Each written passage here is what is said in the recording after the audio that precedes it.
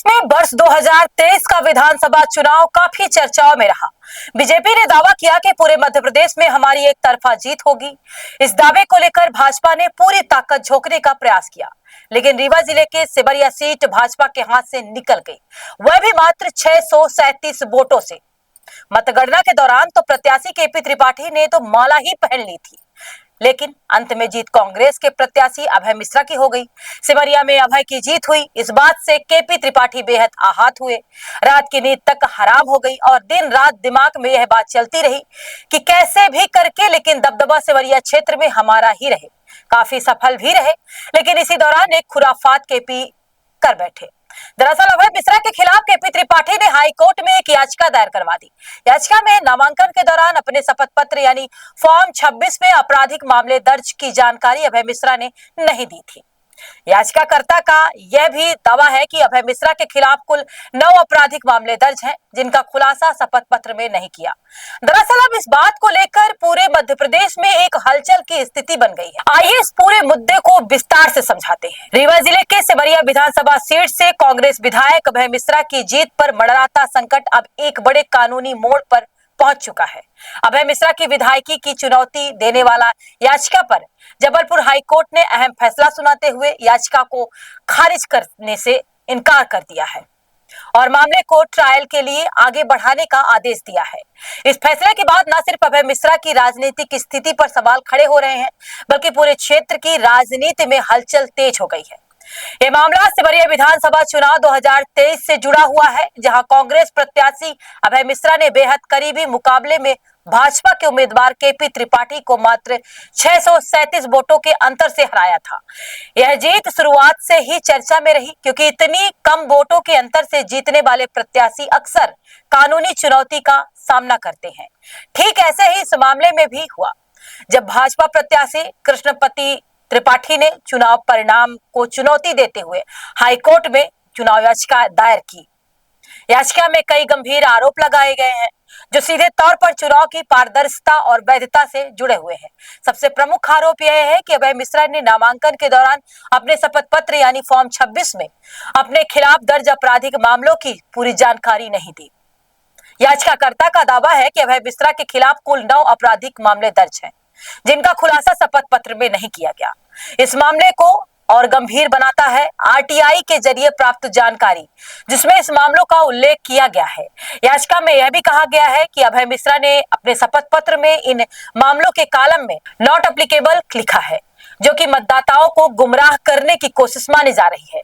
इसके अलावा याचिका में यह भी आरोप लगाया गया है कि अभय मिश्रा ने अपनी वित्तीय स्थिति से जुड़ी जानकारी भी पूरी तरह से उजागर नहीं की है। खास तौर पर आईसीआईसीआई बैंक से लिए गए कथित लोन और आय के स्रोत से संबंधित जानकारी छिपाने का आरोप लगाया गया है। अगर ये आरोप सही साबित होते हैं तो यह चुनावी नियमों का गंभीर उल्लंघन माना जाएगा। इस पूरे मामले पर सुनवाई करते हुए जबलपुर हाई कोर्ट ने याचिका को खारिज करने से इनकार कर दिया है। कोर्ट ने अपने आदेश में स्पष्ट कहा कि याचिका में लगाए गए आरोप प्रथम दृष्टया गंभीर है और इनकी गहन जांच आवश्यक है। अदालत ने माना कि यदि ये आरोप सही पाए जाते हैं तो यह चुनाव परिणाम की वैधता को प्रभावित कर सकते हैं। इसी आधार पर कोर्ट ने मामले को ट्रायल के लिए स्वीकार कर लिया है और प्रतिवादी यानी अभय मिश्रा को निर्देश दिए हैं कि वो अपना लिखित जवाब प्रस्तुत करें। अब इस मामले में विस्तृत सुनवाई होगी, जिसमें दोनों पक्ष अपने अपने साक्ष्य तर्क पेश करेंगे। अब जब मामला ट्रायल में चला गया है तो आने वाले समय में कई महत्वपूर्ण घटनाक्रम देखने को मिल सकते हैं। ट्रायल के दौरान अदालत जांच करेगी कि क्या वास्तव में अभय मिश्रा ने अपने शपथ पत्र में जानकारी छिपाई थी या नहीं। इसके लिए दस्तावेजों, आरटीआई रिपोर्ट, बैंक रिकॉर्ड, अन्य साक्ष्यों का परीक्षण किया जाएगा। यदि अदालत यह पाती है कि अभय मिश्रा ने जानबूझकर जानकारी छिपाई तो उनकी विधायकी रद्द की जा सकती है। इसके अलावा उन्हें भविष्य में चुनाव लड़ने से भी अयोग्य घोषित किया जा सकता है। वहीं अगर आरोप साबित नहीं होते तो उन्हें राहत मिल सकती है और उनकी जीत बरकरार रह सकती है। इस पूरे घटनाक्रम की राजनीतिक असर भी काफी व्यापक हो सकता है। सिमरिया विधानसभा क्षेत्र में यह मामला चर्चा का केंद्र बन चुका है। केंद्र के लिए यह एक बड़ा झटका साबित हो सकता है, खासकर तब जब मामला उनके विधायक से जुड़ा हुआ हो। वहीं भाजपा इस मुद्दे को राजनीतिक रूप से भुनने की कोशिश कर सकती है। पहले भी भाजपा प्रत्याशी कृष्णपति त्रिपाठी इस मामले को लेकर मुखर रहे हैं और अब हाईकोर्ट के फैसले के बाद उन्हें एक नई ताकत मिल गई।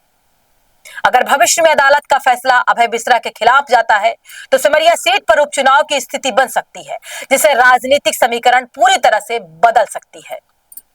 यह मामला सिर्फ एक व्यक्ति का या एक सीट तक सीमित नहीं है, बल्कि यह पूरे चुनावी सिस्टम को पारदर्शिता पर भी सवाल खड़ा करता है। जब कोई प्रत्याशी अपने शपथ पत्र में पूरी जानकारी नहीं देता तो यह मतदाताओं के अधिकारों का उल्लंघन माना जाता है। मतदाताओं का यह जानने का पूरा अधिकार है कि जिस व्यक्ति को वो वोट दे रहे हैं उसका आपराधिक और वित्तीय रिकॉर्ड क्या है।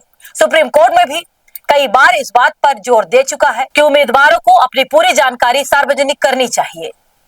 इस तरह के मामले पहले भी सामने आ चुके हैं, जहां उम्मीदवारों की विधायकी का सांसद पद रद्द किए गए हैं।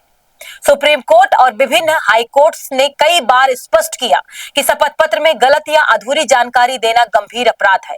इसी वजह से इस मामले को काफी महत्वपूर्ण माना जा रहा है, क्योंकि यह एक मिसाल कायम कर सकता है। अगर अदालत कड़ा रुख अपनाती है तो भविष्य में उम्मीदवारों को अधिक सावधानी बरतनी होगी।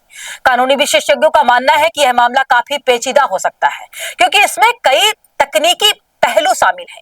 यह देखना होगा कि क्या जानकारी छिपाना जानबूझकर किया गया था या एक तकनीकी गलती। इसके अलावा यह भी महत्वपूर्ण होगा कि आरटीआई के जरिए प्राप्त जानकारी कितनी विश्वसनीय और प्रामाणिक है।